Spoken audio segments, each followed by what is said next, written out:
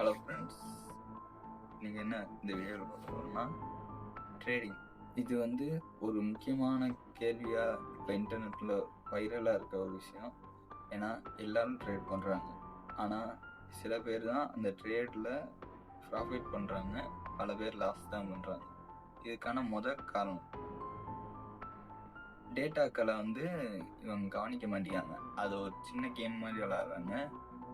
கேம்ங்கிறது வேற, ட்ரேடிங்கிறது வேற. ஏன்னா கேத்துல நீங்கள் அந்த இடத்துல உங்கள் ஸ்கில்லை பயன்படுத்தி லாஸோ ப்ராஃபிட்டோ பண்ணுறீங்கன்னு வச்சுக்கோங்க. அது ஜஸ்ட் கேம். அந்த கேம் க்ளோஸ் ஆயிடுச்சுன்னா உங்களால் எதுவுமே பண்ண முடியாது. அதே ஸ்டாக் மார்க்கெட்டிங்கிறது ஒரு டயத்தில் ரொம்ப பீக்கில் இருந்த இடம். ஏன்னா இதில் நிறையா பேர் இன்வெஸ்ட் பண்ணிக்கிட்டு இருந்தாங்க. அந்த மாதிரி டயத்தில் இந்த ஸ்டாக்ஸ் அதிகமாக பை ஆச்சு. அந்த அதிகமாக பை ஆனதில் பலது நிறைய கம்பெனிகள் நல்ல க்ரோத்தில் இருந்த கம்பெனிகளில் பை பண்ணாங்க. ஸ்டாக் பை பண்ணோன்னே அந்த ஸ்டாக்கோட வேல்யூ இன்க்ரீஸ் ஆச்சு, டபுள் ட்ரிபிளாக கூட ஆச்சு. அந்த மாதிரி இருக்கிறதுல அவங்களோட இன்வெஸ்ட்மெண்ட்டும் அதிகமாச்சு. இப்போ நான் ஒரு 3000 போட்டிருக்கேன்னா ஒரு 6000 7000 கிட்டக்க என்கிட்ட ப்ராஃபிட் வந்துருச்சு. ஏன்னா ஒரு 2.5 எக்ஸ்ட்ராவே வந்துருச்சு எனக்கு அமௌண்ட்டு. இந்த மாதிரி இருக்கிற இதில் நீங்கள் உங்களோட இன்கம் பொறுத்து இந்த ட்ரேட் ஆரம்பிக்கலாம். அது ஒரு விஷயம். ஏன்னா உங்கள்கிட்ட ஒரு இன்கம், ஒரு மாதம் நீங்கள் ஒரு மாதம் ஃபுல்லாக வேலை போய் 10K 10,000 ரூபா ரெடி பண்ணுறீங்கன்னா அந்த 10,000 ரூபாவில் வீட்டு செலவு, வீட்டுக்கு கொடுக்க வேண்டிய காசு, மளிகை ஜாமான் இதெல்லாம் ஒதுக்கிட்டு பேலன்ஸ் இருக்கிற அமௌண்ட், அதாவது நீங்கள் எக்ஸ்ட்ரா வச்சுருக்க அமௌண்ட், உங்கள் தேவைக்கு போக எக்ஸ்ட்ரா இருக்கிற அமௌண்ட்டை வச்சு ட்ரேடிங் ஆரம்பித்தா நல்லது. ஃபஸ்ட்டு என்னை பொறுத்தளவுக்கு நான் கற்றுக்கிட்டது, ஸ்டாக் ஒன்று வாங்குறீங்கன்னா அந்த கம்பெனியை மட்டும் பொறுத்து வாங்குறீங்க. அந்த ஸ்டாக்கோட வேல்யூ இதுக்கு முன்னாடி இருந்த ட்ரேடுக்கு எப்படி இருந்துச்சு, இன்னைக்குரிய ட்ரேடுக்கு எப்படி இருந்துச்சுன்னு பாருங்கள். கொஞ்சம் ஓரளவு ப்ராஃபிட் பார்க்கலாம். அதுக்கடுத்து மூணாவதா, இப்போ நீங்கள் ஒரு ஸ்டாக் வாங்கிட்டீங்க. அந்த ஸ்டாக்கு என்னன்னே தெரியாமல் அந்த ஸ்டாக்கை பை பண்ணவே கூடாது.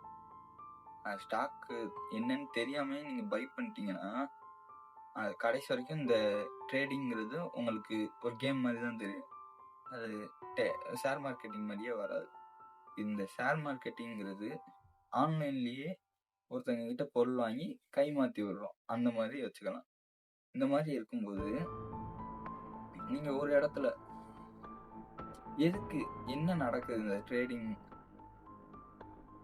ட்ரேடிங்கிறது பையர்ஸ் செல்லர்ஸ் போட்டி போடுற இடம், சரியா? இந்த இடத்துல red colour candle, green colour candle மட்டும் கிடையாது. இங்கே ரெட் கலர் கேண்டில்னா செல்லர்ஸ் அதிகமாக இருக்காங்கன்னு அர்த்தம். அந்த இடத்துல க்ரீன் கலர் கேண்டில்னா அந்த இடத்துல பையர்ஸ் அதிகமாக இருக்காங்கன்னு அர்த்தம். இப்படி இருக்கும்போது நீங்கள் அந்த ரெட்டு க்ரீனை மட்டும் வச்சுக்கிட்டு அந்த கலர் ட்ரேடிங்கை வச்சுக்கலாம். இந்த மாதிரி அந்த ட்ரிக்கெல்லாம் இதில் ஒர்க் ஆகாது. நிறைய பேர் நீங்கள் நிறைய ட்ரிக்கு யோசித்துக்கலாம். கலர் ட்ரேடிங்கு, பார் கோடிங்கு, அப்புறம் அந்த ஈவென்ட் டோன்ஸ் வரும். அந்த டோன்ஸை வச்சு பாதி பேர் எடுக்கிற மாதிரியெல்லாம் காமிச்சிருப்பாங்க. இதெல்லாம் ஓகே தான், இதெல்லாம் அவங்களுக்கு ஓகே தான். உங்களுக்கு ட்ரேடிங்கை பொறுத்த அளவுக்கு இதில் ட்ரிக்ஸும் கிடையாது. மற்றவங்களுக்கு இந்த இதுதான் நிலையாக நடக்கும் அப்படின்னு சொல்லவே முடியாது. ஏன்னா இதில் ஒரே ஒரு ரீசன் என்னன்னா, நீங்கள் அனலைசிஸ் பண்ணிவிட்டு இன்வெஸ்ட் பண்ணால் பெட்டர். ஏன்னா இதில் ட்ரிக்ஸ் அண்ட் ட்ரிப்ஸை மட்டும் வச்சு உள்ளக்க போகாதீங்க. ஏன்னா உள்ளக்க போயிட்டு லாஸ் ஆயிடுச்சுன்னா அது உங்கள் இன்கம்லேருந்து அந்த எக்ஸ்ட்ரா அமௌண்ட்னா ஓகே. அது எமர்ஜென்சியாக வச்சுருந்த அமௌண்ட்டு, அதாவது எனக்கு தேவைக்குரிய அமௌண்ட்டை நான் எடுத்து ஸ்டாக் மார்க்கெட்டில் இன்வெஸ்ட் பண்ணி லாஸ் ஆயிடுச்சுன்னா அது உங்களுக்கு ஒரு பெரிய ஃபுல் ஸ்டாப்பாக இருக்கும். அதனால் இந்த ஸ்டாக் மார்க்கெட்டிங்கில் எக்ஸ்ட்ரா இருக்கிற அமௌண்ட்டை மட்டும் போட்டு நீங்கள் யூஸ் பண்ணி பாருங்கள். ப்ராஃபிட் வந்தாலும் ஓகே தான், லாஸ் வந்தாலும் ஓகே தான். ஏன்னா அது எக்ஸ்ட்ரா இருக்கிற அமௌண்ட்டு தான். அதனால் எந்த வித பிரச்சனையும் இல்லை. அதே இந்த ட்ரேடிங்கை நீங்கள் ஃபுல்லாக கேம் அந்த மைண்ட் செட்லேயே கொண்டு போயிட்டு நீங்கள் திடீர்னு இந்த அனாலிசிஸ் போகும்போது அது கொஞ்சம் டஃப்பாக இருக்கும். நீங்கள் டெய்லி ட்ரேட் பண்ணுங்க. காலைல மார்க்கெட்டு 1 PM ஸ்டார்ட் ஆகிடும். ஸ்டார்ட் ஆனோடனையும் நீங்கள் மார்க்கெட்டு எப்படி மூவ் ஆகுதுன்னு பாருங்க. அந்த நீங்கள் டேட்டாக்காண்டி வேறு எங்கிட்ட போக வேணாம். நீங்கள் காலைல ஸ்டாக் ஆரம்பிச்சிருச்சு, மார்க்கெட் ஓப்பன் ஆயிடுச்சுன்னா மார்க்கெட் ஓப்பன் ஆகின டயத்துல இருந்து நீங்கள் கால்குலேட் பண்ண ஆரம்பிச்சிருங்க. ஹையர் பீக் தொடும்போது பையர்ஸ் அந்த இடத்துல அதிகமாக இருப்பாங்க. ஆனால் அந்த இடத்துல பையர்ஸு ஸ்டாண்டர்டாக இருக்க மாட்டாங்க. ஏன்னா பையர்ஸ் ஒரு டயத்தில் கூடலாம், செல்லர்ஸ் அதிகமாகலாம் பையர்ஸ் குறையலாம். இதில் பையர்ஸ் மேக்ஸிமம் குறைய வாய்ப்பு கிடையாது, செல்லர்ஸ் அதிகமாக தான் வாய்ப்பு இருக்கு. அதாவது டீட்டெயிலாக சொல்லணும்னா, பையர்ஸும் செல்லர்ஸும் அதிகமாகிட்டே வந்தாங்கன்னா 2 இதுமே ஈவன் ஆயிடும். அவங்க 50%, இவங்க 50%னா 2 பேரும் ஈவனாக 0வில் முடிஞ்சிடுவாங்க. அந்த மாதிரி இப்போ 100% பையர்ஸ் இருக்காங்க, 20% செல்லர்ஸ் இருக்காங்கன்னா 80% தான் அடுத்து பையர்ஸ் இருப்பாங்க. இதுதான் ஸ்டாக் மார்க்கெட்டிங். இந்த மாதிரி தான் கேண்டிலும் மூவ் ஆகுது, ஏரியா, பார்கோடு எல்லாமே இப்போ தான் மூவ் ஆகுது. இதை பொறுத்து நீங்கள் இன்வெஸ்ட் பண்ணி டேட்டாவை காலைல மார்க்கெட்டு எப்படி மூவ் ஆகுதுங்கிறத கேதர் பண்ணி நீங்கள் இது பண்ணிங்கன்னா கன்ஃபார்ம் ப்ராஃபிட் வரும். இந்த வீடியோ முடிக்கிறதும் உங்கள் கையில் தான் இருக்குது.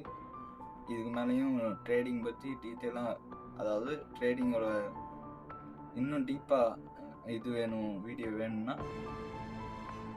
இந்த வீடியோவில் சொல்லுங்கள், திரும்ப பண்ணிடுவோம்.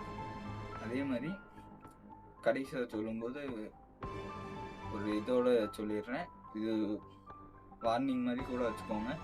ட்ரேடிங்கிறத கேமை பார்க்காம, கேமு ஸ்கேமு, இது ஒரு மேக்ஸிமம் சரௌண்டிங்கில் எல்லோரும் என்ன நினச்சிருக்காங்கன்னா, இது ஒரு கேமு, இதில் போட்டால் லாஸ் ஆகிடும்னு நினச்சிருக்காங்க. ஏன்னா இதுக்கு முன்னாடி அவங்க பண்ணியிருப்பாங்க, எக்ஸ்பீரியன்ஸ் பேசுது. ஆனாலும் அனலைசிஸோட நீங்கள் உள்ளே இறங்குனீங்கன்னா உங்கள் ப்ராஃபிட்டை யாராலையும் தடுக்க முடியாது. சரி, இதோட இந்த வீடியோவை முடிச்சுக்கிறேன். இதுக்கு அடுத்தும் இன்ட்ரெஸ்டிங்கான டாப்பிக்கில் வீடியோ வந்துக்கிட்டே இருக்கும்.